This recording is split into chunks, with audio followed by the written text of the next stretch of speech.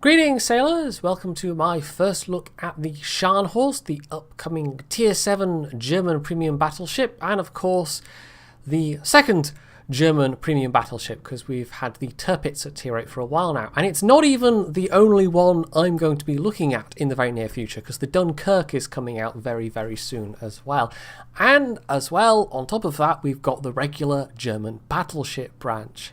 Oh, and did I mention I've also got two premium videos for World of Tanks this week also. It's a busy week really. So this is, like I've said, it's Tier 7, and if I could say anything was the Atlanta of battleships in this game, it would be this thing. And I mean something quite specific by that. The Atlanta isn't like other cruisers. It's got a playstyle which is fairly unique. It is its own thing. And that really goes for the Scharnhorst as well. It does not play like the Bismarck. It doesn't really play like any other battleship.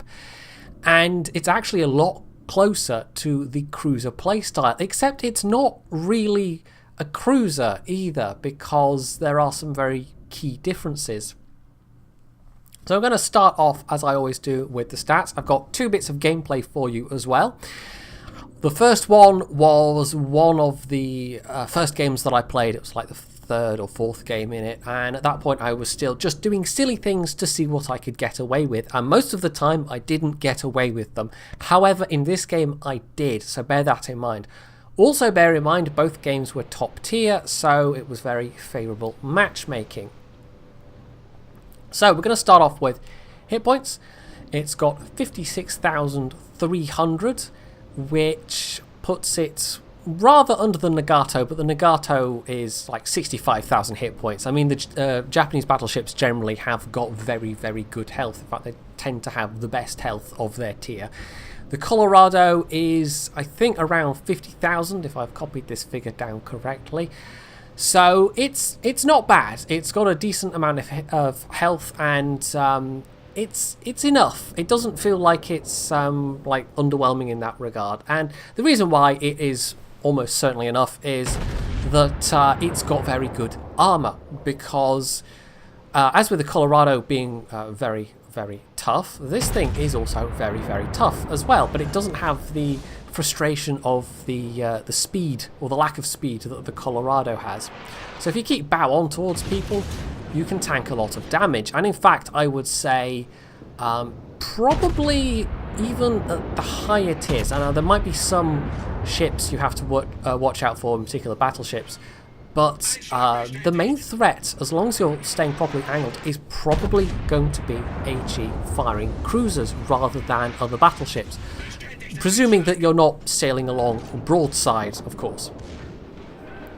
So that's going to be quite useful, because in this thing it feels like you have to be rather aggressive to get rather closer than you would in maybe other ships. And that, even with the second game where I play a bit more sensibly and conservatively, I'm still being rather aggressive. And the main reason for this, and possibly the defining characteristic of this ship, the thing that just dictates its entire playstyle, is its firepower. Now you've got 3 triple turrets, and those turrets contain 11-inch guns. Now that's not far over what the Moskva has. Well, actually no, it is over what the Moskva has. That's got like 10 point something inch. It's some, or is it 9 point something inch? I can't remember. It's some funny caliber on the Moskva. These are 283mm guns, and I think the Moskva's 220, so they're still rather bigger. So, you know, if this was a cruiser, they'd be really big guns, but it's not. It's a battleship, and on a battleship, these are actually really small guns. The Colorado and the Nagato both have 16-inch. In fact, the Nagato's got slightly over 16-inch guns. And the Gneisenau, well, I will come to the Gneisenau's firepower specifically later on. I can't talk about it so much in this video because the main German BB branch are still, you know, the embargo still holds for those. I still can't discuss the stats in detail, so I won't really be making any direct comparisons with the Gneisenau. But I will be talking about it, and I will be talking about the controversy that surrounds it, because unlike the Tirpitz and the Bismarck, the regular Tier 8 battleship, there is a significant difference between the Scharnhorst and the Gneisenau. So your reload on these 11-inch guns is 20 seconds. You can really pound out the shells. I mean, for a battleship, that's really good. But it's, you know, if you think about it in terms of a cruiser, that's actually on the long side. A lot of the cruisers have got, the 18-inch gun cruisers are sort of 14, 15-second reloads.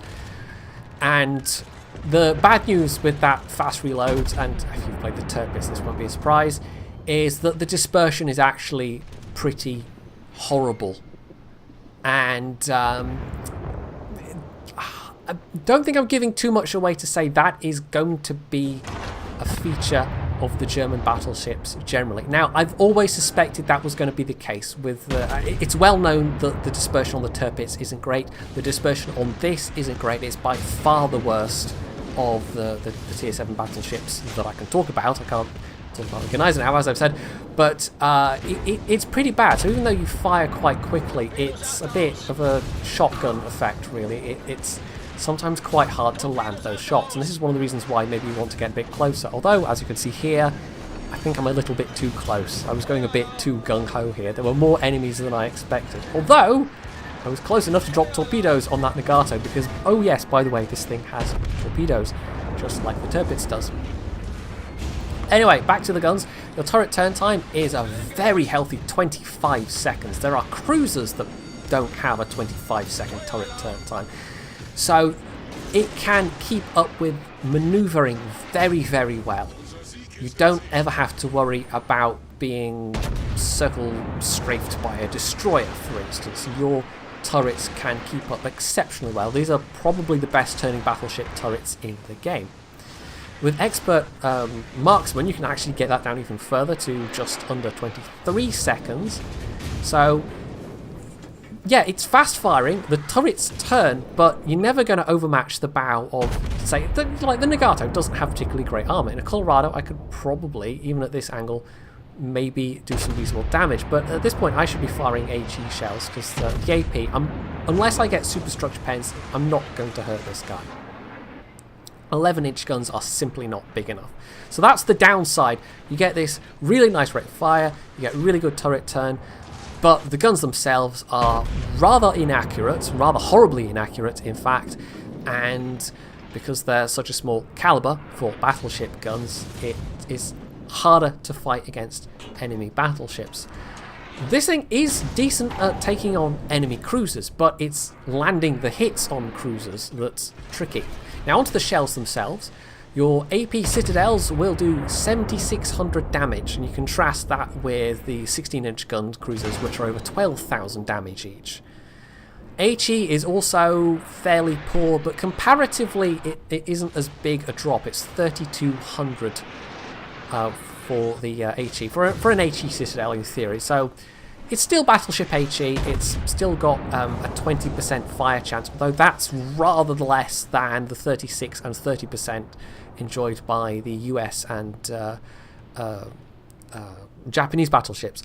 But that's partially made up for just by your rate of fire. So this is exactly a situation where I should have been firing HE. I didn't know well enough yet. I mean, it's still German HE, it's still relatively poor compared to other nations, but it's, on the other hand, Battleship HE, so that partially makes up for it. I did mention the range of the guns, by the way, I've just realised that. 19.9 kilometres. It will have been up on the screen anyway, so yeah, it's pretty respectable in terms of its range. It's not, you know, the best at Tier 7, but it's not far off. The Nagato's only got about an extra 600 metres over that. You can, of course, get a spotter plane on this to make that even better, but personally I would use the fighter. So, onto those torpedoes. They are, I think, the same that the Bismarck gets and that a lot of the German cruisers have. 6 kilometre range, 13.7k damage. You've got a triple launcher mounted on each side. And like the Bismarck, the launchers will get knocked out reasonably often. So, bear that in mind when you're trying to close up the distance with somebody in a battleship. It is entirely possible that you'll be trying to get up close and you'll be thinking, yeah, I can get some torpedoes off, and then your torp launchers just get knocked out. But they're useful. I mean, during the process of testing, of course, not that many people are aware. You know, by this stage, most, if not all, people that get to, you know, tier 6 and above know the Torpedoes has got torpedoes. For a little while, at least, you're going to enjoy the surprise factor of people that don't know the Scharnhorst also has torpedoes. But that's not going to last forever. However, they are still useful. The armour is, I'm going back again, but the armour is, I think, like the Bismarck in the Torpedoes, and by extension the Bismarck, and also by extension the Gneiser now. It's got that turtle back arrangement whereby it's quite hard to citadel. Although you'll notice in this, you know, I've survived, taken a lot of damage, but I have survived. And I was probably showing too much angle at various points. Yeah, it means that when you're making those, you know, drive-by passes, you're still going to take a lot of damage, but you might not necessarily get those citadel wipeouts that you'll get on other battleships. But the trade-off is that even though you're passing broadside and you might pump your guns into them, you're not going to get the same amount of damage at all. The real strength of these guns just lies in the rate of fire rather than, you know, anything else pretty much. Although, you know, the range is good. It could be inaccurate and short-ranged as well. I'd rather have inaccurate and longer ranges. But if you're firing at maximum range, don't expect to get a lot of hits. Exactly the same as with the Torpedoes.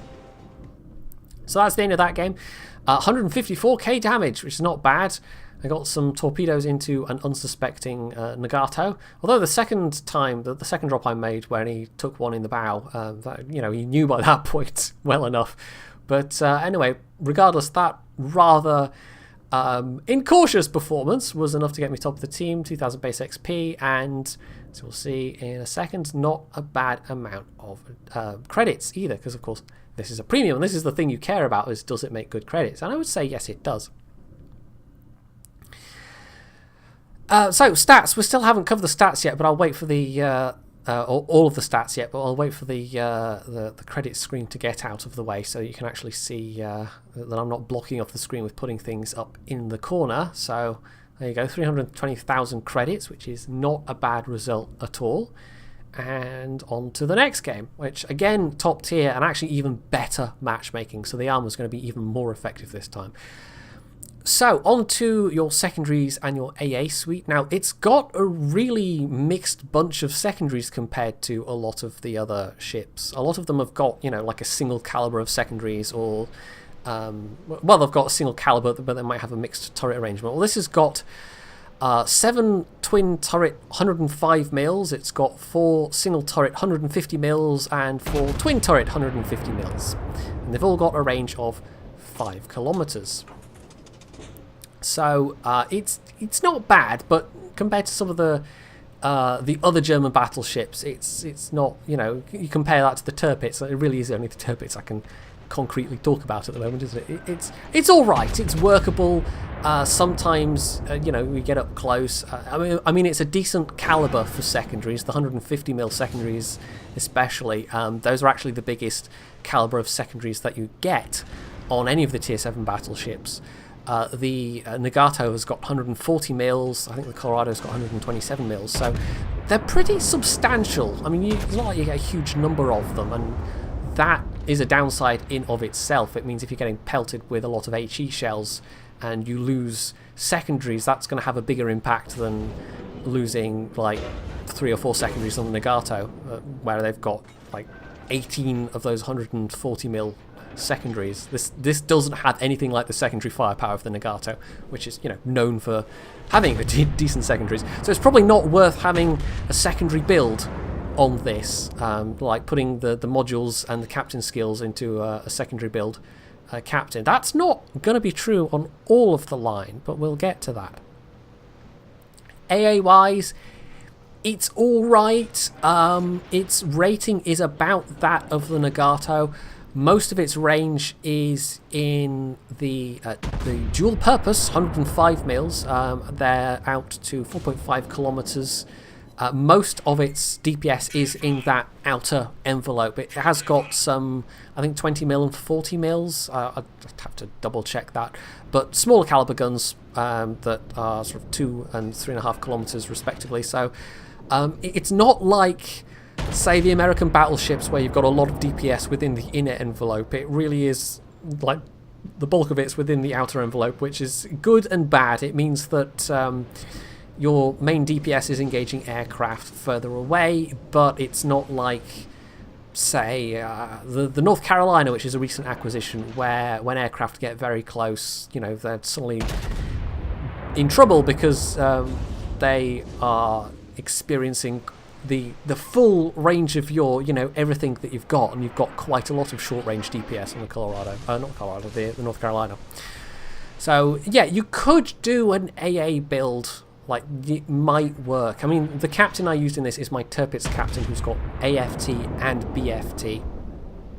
And I found that, you know, obviously that has an effect on both my secondaries and my AA, but still, it's one of those battleships where don't rely on the AA. It's not going to, like, serve you that well. In fact, of the tier 7 battleships that I can talk about, the Colorado is the only one that actually does have like really decent AA DPS, but again, because it's American, it's more in the shorter range DPS than the longer range. Well, having said that, I mean the longer range, the dual purpose guns on the Colorado are only out to like 4.2, which is not far off the 4.5 base range on this thing. So yeah, it's all right. It's not like it's particularly weak or anything. Then we come on to speed and maneuverability. You've got 30 knots, so that's pretty good for a battleship. It is way better than the Colorado, and it's definitely enough to outpace the Nagato by a good 5 knots as well. And with that, you've got an 800-meter turning circle, so it's actually... It's kind of one of these things. It's like the Soviet cruisers, where you've got a good going forwards speed, but the turning circle's actually fairly big to go with it. Now, 800 meters isn't bad, but it's worse than Colorado at 640 and the Nagato at 770. The rudder shift is, however, fairly decent at 14.5 seconds, and of course you can take a module to get that down even further, and that's actually what I used when I was testing the Scharnhorst, was the rudder shift module, which gives you 20% reduced rudder shift time, so it took it down to something like 12 point something seconds. So with that, I mean, it's out ahead of the Colorado and the Nagato easily. The Nagato as a base figure is the best at 13.7, and the Colorado's got 16.1. So although it's got the tightest turning radius, it's also got the poorest rudder response time. But overall, it does feel like you can throw this thing around in the water fairly well. It's more with the speed than the turning radius than anything else, but like I said, the rudder shift isn't bad. So if you're used to playing the Bismarck, I keep saying Bismarck when I mean Tirpitz. I mean, not that the Bismarck's going to be far off the Tirpitz, although I haven't actually put the numbers in a spreadsheet yet, so I don't know the direct comparison. I've only got the tier 7 battleships done. But yeah, as with the Tirpitz, you can throw it around the water a bit more than its contemporaries, and that's definitely true for this as well. You can throw it around a lot more than you can with the Colorado or the Nagato. Lastly, we come to the surface detectability. It obviously comes with premium camo. If you don't have the camo mounted, it is 15.7 kilometers. With the premium camo, it is 15.2 kilometers, which is, I think that's actually worse than the Tirpitz I've got with the premium camo, and I don't know if I've got concealment, the concealment module on the Tirpitz. Obviously it's tier 8, so it can mount that final slot. I think I've actually got the module that gives me better detection range of torpedoes and such. But, oh, maybe I do have a concealment module on that. I can't actually remember, but this is tier 7, it doesn't get the concealment module, so 15.7's not bad. I mean, it's actually better than both the Colorado and the Nagato by a fair margin. The base detection of the Colorado is 16.7 and the Nagato is 17.1, so it's reasonably stealthy. And 15.2 with the 5th point captain skill, you could get that down to 13.5, and that makes it reasonably sneaky, actually. I think you can probably still get the Tirpitz to be sneakier still, but the ability to sneak up to like 13 kilometers is pretty close. the ability to sneak up on people and just start like blapping away at them with your 20-second reload and your excellent maneuverability, well, reasonably excellent maneuverability, it can be a fairly powerful combination. Or it would be if I had a captain that, you know, I didn't get to try it out, but if I had a captain that had the 5th point concealment expert skill, then yeah, I was actually tempted to respec my Torpedoes captain to get that, but it would have meant sacrificing other skills that I really wanted to keep, like vigilance, and there was something else as well. I just decided I preferred more than concealment expert, which is probably going to make all the more experienced Warships players facepalm and go, no, you always go with concealment expert. But personally, I don't know. It's something I want in my cruisers and destroyers, but not necessarily so much in my battleships. But I can see how it would be useful, especially on something like the Scharnhorst. Air detection, that's the very last stats to talk about. 12.5 kilometers, which is worse than the Colorado's 11.5, but better than the Nagato's 13.3. So it's reasonably stealthy. I mean, it's not particularly a huge ship. It maneuvers well, it fires fast, the turrets keep up with your turns excellently well, but the dispersion is pretty horrible. It's really just the rate of fire and the number of guns that you can bring to bear that make it more bearable. And it's actually, you know, it's 9 guns, it's got more guns than the Torpedoes has. Now you're going to see some of the difficulty with the 11-inch guns here. I'm firing towards a reasonably angled Indianapolis, and actually, well, I got 7k there, but a lot of my shots against him were not nearly so successful, and that's partly the dispersion and just partly the fact that he was angled, although he's flattening out now, so that's going to make it easier. But I'm actually going for him rather than the closer, the Hiei, because I know he's going to be much easier to pen, whereas this Hiei, well, I'm, you know, trying to track his motion. I think I was actually selecting him, it's just the replay derping out slightly, thinking I'm still looking at the Indianapolis rather than the Hiei in terms of the torp launchers. But yeah, I'm thinking I can drop torps on this guy, but my secondaries are also opening up on the Hiei. I'm not the only person shooting at him as well. The situation is, by the way, I mean, we were absolutely losing this. We're massively down on points, and I decided I was going to have to be aggressive and push and trust in my armour. Somebody just snuck the kill before a torpedo landed. Oh well. I can't remember if I got any torpedo hits in this one. So the Indianapolis is down, the Hiei is down. That brings some points back in our favour, and we can start capping now as well. Which, if we can stabilise it, I mean, in terms of ships, we have stabilised it. In fact, we've just killed something else there as well. I think that was their Nagato in the north. But they're still way ahead on points, so we need to get, ideally, all 3 cap circles.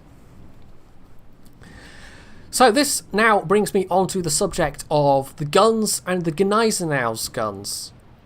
And there's been some controversy about this because I can't talk too much about the Gneisenau at the moment for reasons I've said, but I will tell you it has guns that it never actually used. It has guns that it was planned to be refitted with, but both the Gneisenau and Scharnhorst, when they saw active service, used these 11-inch guns.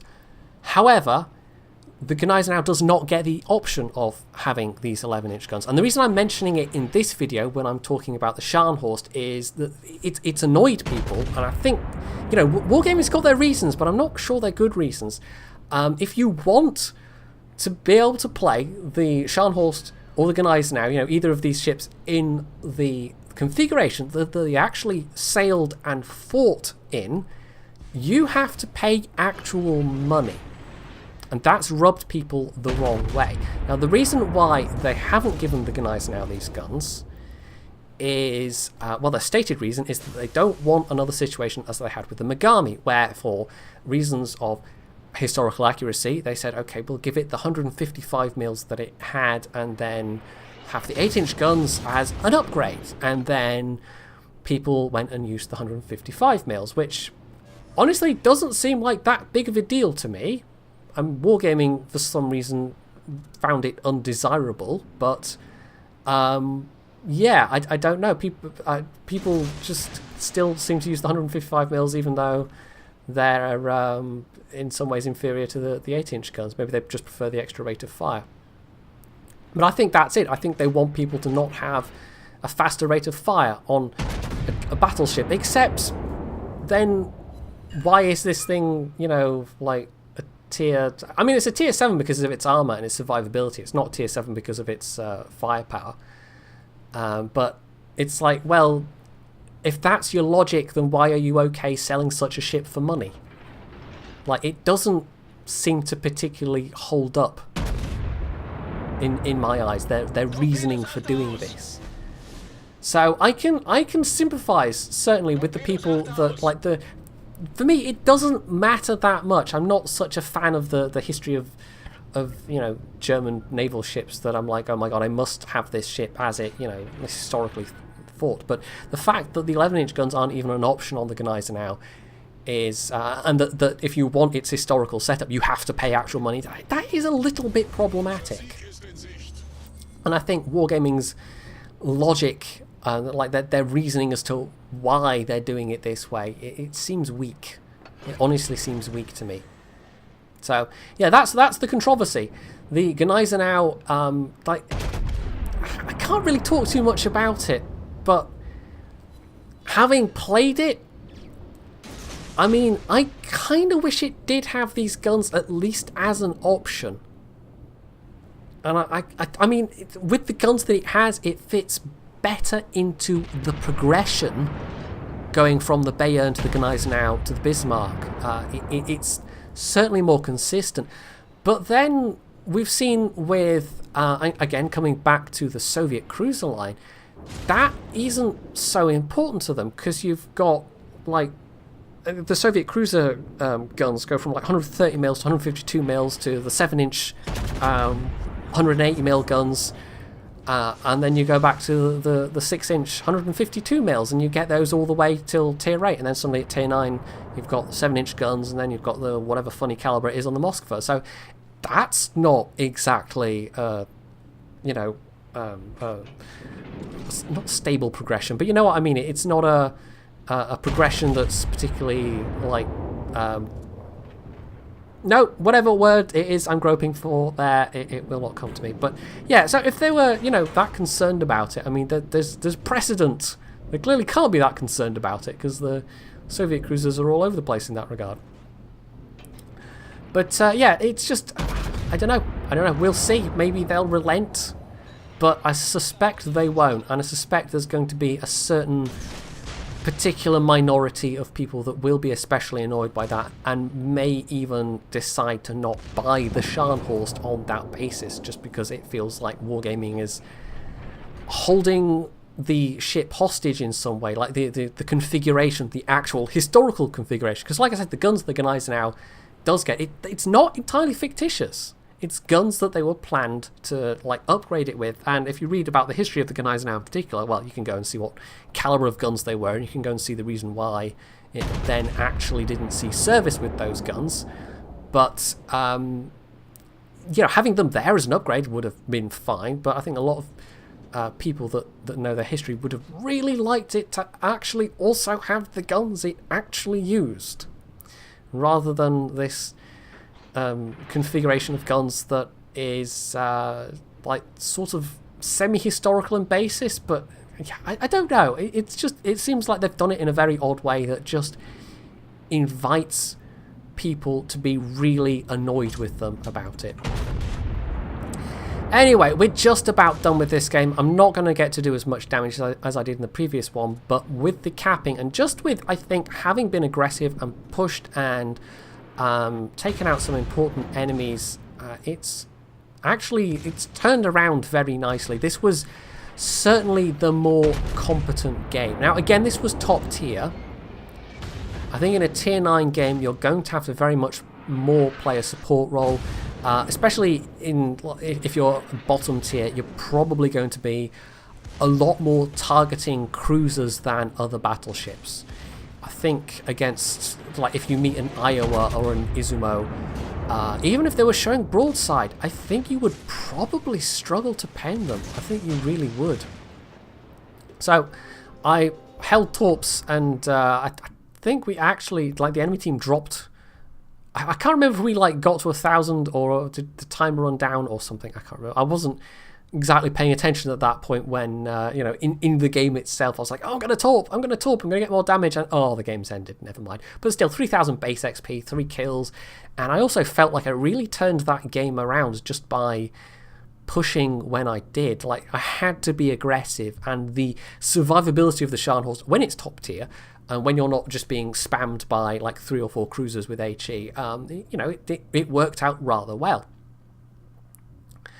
So, do I think this is a decent premium? Yes, but I would say that not everybody is going to get along with the playstyle. Some people will find these guns, the lack of punch, considering that, you know, technically it's a battleship, they will find that frustrating. And like the Atlanta, it's one of these ones that it requires thinking about it in a certain way. You have to approach it in like, you have to think about it in sort of cruiser terms, and you have to realize that, you know, the matchmaking is going to make a big difference to how you play it exactly, but also, you know, the kind of targets that you can go for and the kind of accuracy you can expect. I mean, I cannot emphasize this enough. The dispersion on these guns is pretty bad, and it's only the reload that really makes up for it. So not everybody is going to enjoy this ship, and I think if you're looking for a premium German battleship that plays like a battleship, get the Torpedoes. But if you want something where you can be a bit more aggressive and throw it around the water and just get in people's faces, drop torpedoes, have a good rate of fire, this is not a bad ship at all. It's like a really, really well armoured, but, you know, not particularly well gunned cruiser. And I mean well gunned in the fact that, you know, a lot of cruisers tend to they'll have better dispersion and better rates of fire. But as you've seen, you can still do the damage, and you can still make a pretty nice pile of credits with this thing. So overall, yeah, I kind of like it. And it's just a pity that there's this thing going on with the Scharnhorst and the Gneisenau, and the Gneisenau not having the guns that it historically had. So that kind of overshadows it slightly. So I hope you found this first look useful, and if you have, you can leave any comments below. You can hit that like button, you can sub to my channel if you haven't already, and as always, stay tuned for more.